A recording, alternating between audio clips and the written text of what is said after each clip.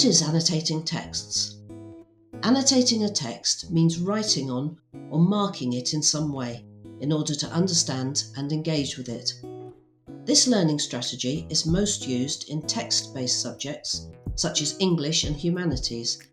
However, it can be effective in any subject area where there is a text to be studied, including science, PE and maths. Learners for whom English is an additional language will often find annotation to be a very useful learning tool. They may also benefit from using annotation slightly differently at times.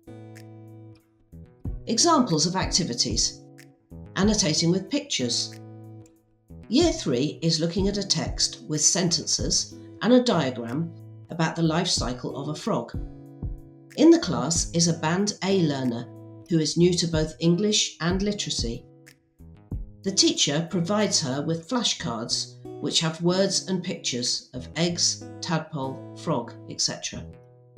The Band A learner uses these to identify and highlight keywords in the text. Dual coding activities like this one are particularly effective for learners using EAL.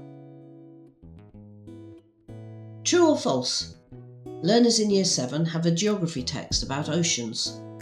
On the whiteboard is a set of statements, some of which are true and some false. Students read the text and, working in pairs, use the information to mark T or F next to the sentence, underlining the relevant section of text. The Band B learner has received a pre-teaching session in which he has prepared translations of both texts and talked through the concepts. He's paired with a confident buddy and they receive support from a teaching assistant. Annotating with questions. In a Year 10 GCSE PE class, students are individually reading a text about aerobic and anaerobic exercise. A Band A learner, finding that she doesn't understand some of the concepts, writes notes to herself in the form of questions, which she will later research in her first language and follow up by clarifying with her teacher. She might choose to write these questions in her first language. How does annotating text work?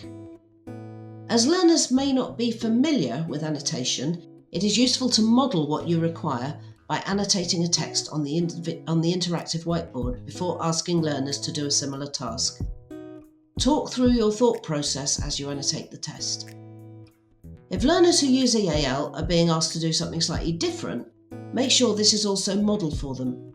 They might benefit from having an adult or friendly peer talk them through the first attempt. Annotating works well as a collaborative activity in groups or pairs, and this can be beneficial to learners using EAL. It can also be done individually, for example as homework. Why use annotating texts? Annotating texts helps learners to interact meaningfully with texts written in English. It helps model and make explicit the strategies used by fluent readers. For learners at the earliest stages of acquiring English, annotating can help make a page of text less daunting by focusing on a task which is achievable, such as identifying some key words and matching them to translations and/or pictures. Learners who have age-appropriate literacy in their home language will benefit from annotating text written in English, with notes in their home language, a form of translanguaging which helps make connections and activate prior knowledge. Annotating in L1 is particularly useful to support later revision, as it is more likely to be accurate and much quicker. The learner can then revisit the annotated text when it comes to revision and be confident that the notes are accurate.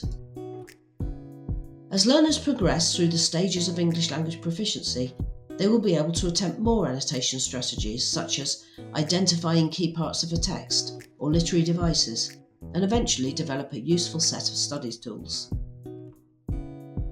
Top tip: encourage learners using EAL who read and write in other languages to make full use of this resource. Allow users of the same language to confer and individual users to access translation tools. How to use annotating texts in independent learning. Annotating texts lends itself naturally to independent learning. Here are 2 ideas you could consider. 1. In class, using a translator, The learner writes translations of new or unfamiliar words encountered in the text. They will then use this at home to compile a glossary to refer back to. 2. At home, the learner underlines or marks with a question mark areas they do not fully understand. They write questions which they'll use to ask for clarification when they next see their teacher. Thank you for watching. Please click subscribe to be notified of future videos.